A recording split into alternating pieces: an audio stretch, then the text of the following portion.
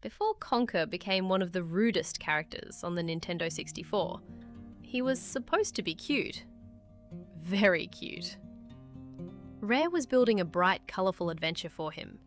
It first appeared publicly in 1997 as Conker's Quest.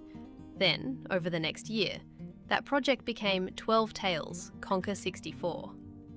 Nothing like the drinking, swearing and toilet humour that came later. Just a cheerful squirrel, a pile of stolen presents, and what looked like another big N64 platform game.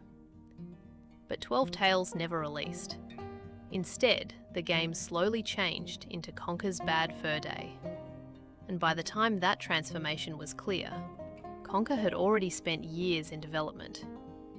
The game first appeared publicly in 1997 under a different name, Conker's Quest. Nintendo showed it at E3, and original footage from that show still exists. And this early Conker looks almost nothing like the character people remember today. Bright environments, cartoon enemies. Everything has a friendly, colourful look.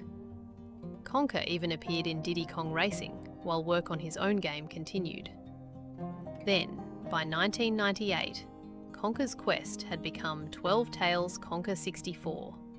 And by then, the plans were surprisingly ambitious. Both Conker and Berry were supposed to be playable. Conker handled more of the direct action. He had his catapult, along with ideas for a lasso, a kite, a rocket, and even a unicycle. Because apparently normal transport wasn't interesting enough. Berry played differently. She was planned around a more strategic style, with a monster companion that could fight for her. The player would direct it, watch its health, and feed it. The game also had several very different environments. Surviving material shows a prehistoric jungle, a Wild West setting, and a gladiatorial arena.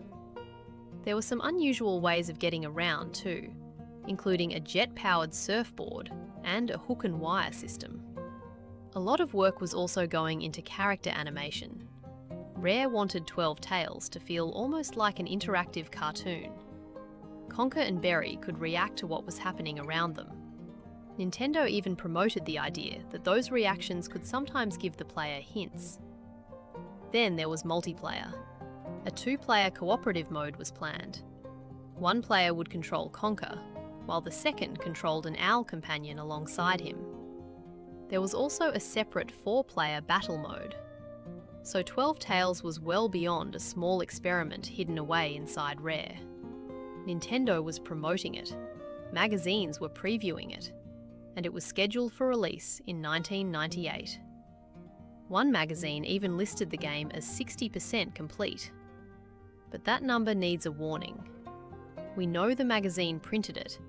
We don't know whether Rare actually supplied the percentage. Then 1998 came and went, and the game didn't release. Rare later explained that 12 Tales had been delayed because it wasn't going to meet its deadline. Development continued, but as time wore on, Rare said the market was changing, and the game needed a significant revamp if it was going to have the impact they originally hoped for. And there was another problem. Banjo-Kazooie. Chris Seaver later described Banjo as the main problem. Both games were sitting in similar territory, and according to Seaver, both were takes on the kind of format established by Super Mario 64. He described it as a crowded market, even inside Rare itself. Chris Marlowe later remembered reaching E3 after roughly 2.5 years of work on 12 Tales. Looking around the show floor, the team realised their colourful 3D platform game risked getting lost in the crowd. The problem was finding something that made Conker stand apart. By June 1999, Rare publicly said the game needed a significant revamp.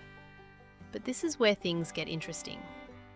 Rare didn't say 12 Tales had been cancelled. They said the team was still working on it full time.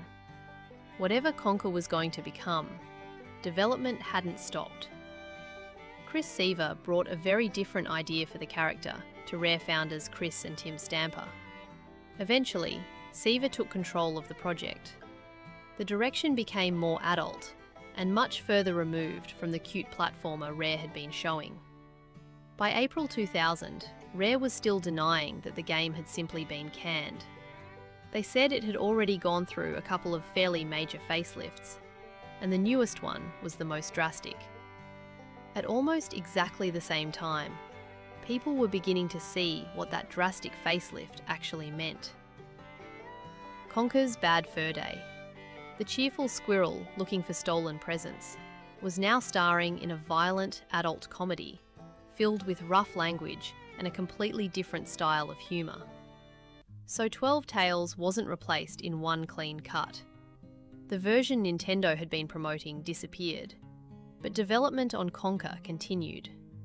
And what came out the other side was almost unrecognisable.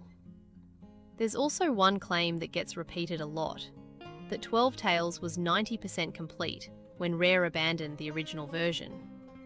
There's no strong evidence for that number. Rare later said the transformation happened long before 12 Tales was complete as a game in its own right. So we don't know exactly how close it was. What we do know is that plenty of material was created. Around half an hour of development footage has circulated publicly. Rare later showed even more from its own archive. And then, in 2023, Rare co-founder Tim Stamper showed something remarkable. A 12 Tales development cartridge. And the game still ran. It doesn't prove the whole game exists in a finished form, and it doesn't prove this was the final build. But it does show that at least one working development version made it through roughly 25 years. Which feels strangely fitting. The 12 Tales that Nintendo was advertising never made it onto store shelves, but Conker did. Just not the Conker anyone was expecting.